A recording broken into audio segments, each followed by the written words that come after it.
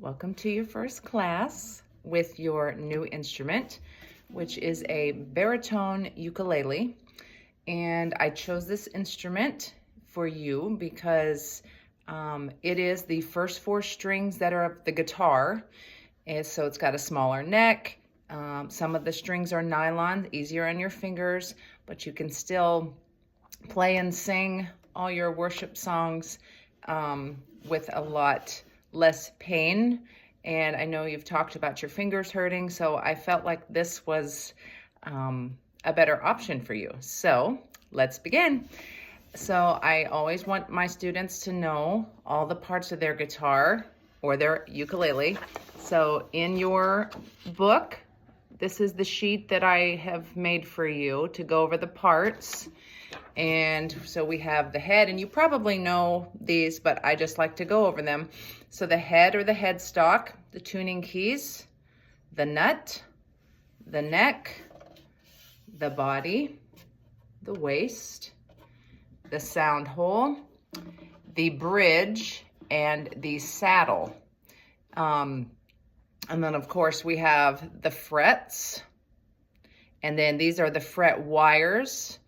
And on guitar, ukulele, all your string instruments, our thumb doesn't count. So when I'm speaking of fingers, sometimes it's confusing for anyone who's played maybe piano. They're used to their thumb being one. But on our string instruments, our finger one is our index finger, finger two is our middle finger, three is our ring finger, and our pinky is finger four. So the strings, again, you look at your page, I wanted to make that something that was personal to you. So we have Daniel gets bigger every day. So Daniel gets bigger every day. And Lilia, but as you know, there's no L in music. So D, G, B, E, that's our strings. So when it comes to tuning, we want to tune our instrument every single time because that helps the strings stay in tune, and obviously you develop the ear for what it's supposed to sound like. So I'm going to tune it now. You are probably, I did not get the tuner for you, but you might want to either get an app to put on your phone or the clip-on tuner. I still like that. That's from the days of old, I know, but that's what I like.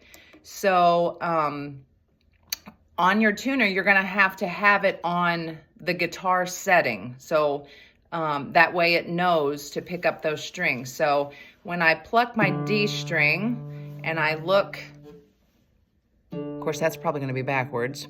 But when I look at it on the sheet, I told you that when a string is flat on this side, we're going to turn away. So that's what the flat and sharp arrows are, is because I'm trying to help you see which way to turn the tuning key. So on my D is a little flat, so I'm going to take my D tuning key and turn it away from me just a little bit until I get it right in the center.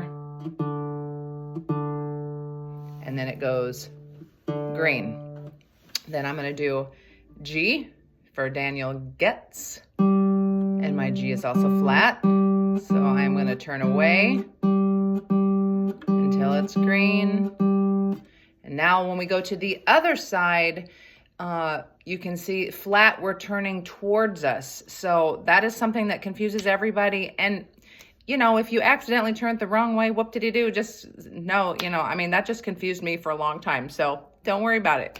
So on on B, for bigger, mine's already in tune, and then E for every day is a little flat, so I'm turning towards me, and